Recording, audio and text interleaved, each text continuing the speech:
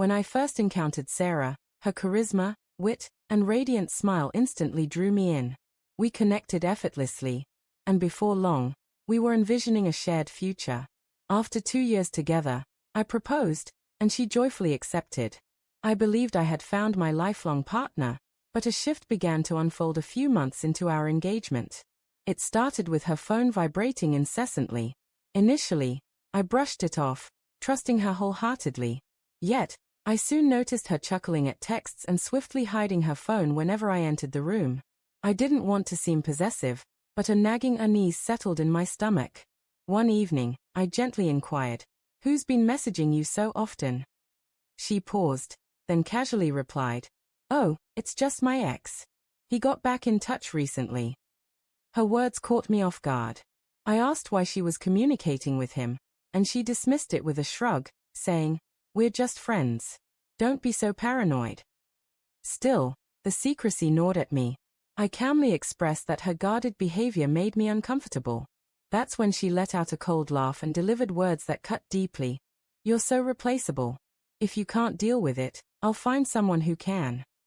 Her expression was devoid of remorse, just an icy indifference. I stood there, stunned, unable to respond. The woman I planned to marry had just implied she could easily move on if I didn't accept her actions. I didn't argue. I simply nodded and left the room. That night, I lay on the couch, staring at the ceiling, grappling with how things had unraveled. Over the following days, I withdrew. I spoke to her sparingly, avoided making plans, and steered clear of wedding talk. She noticed my distance but seemed unbothered, her attention increasingly glued to her phone. I realized I needed clarity and distance to process everything. I packed a small bag and went to stay with a trusted friend, not telling her where I was headed. She didn't ask.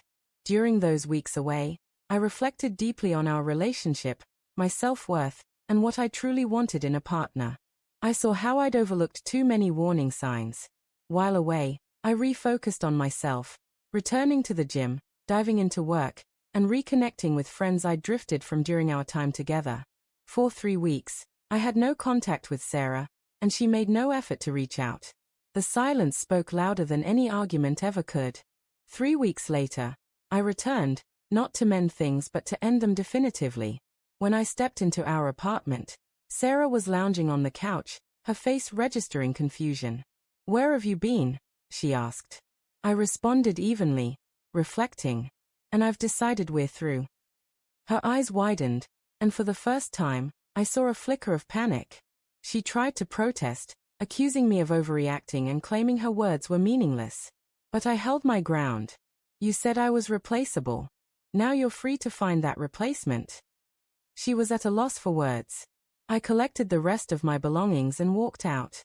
Weeks later, mutual friends mentioned that her ex had disappeared on her again, and she'd been sharing vague, melancholic quotes online about love lost and unappreciated value. I felt no resentment or anger, only a quiet sense of peace. I knew I'd made the right choice. Moving forward wasn't simple, but it was liberating. After some time, I began dating again, this time with firm boundaries and a stronger sense of self-worth. I vowed never to tolerate disrespect or manipulation again. Reflecting on it now, that painful moment was a hidden gift. It revealed her true character and guided me back to my own strength. I didn't just leave a toxic relationship, I rediscovered myself.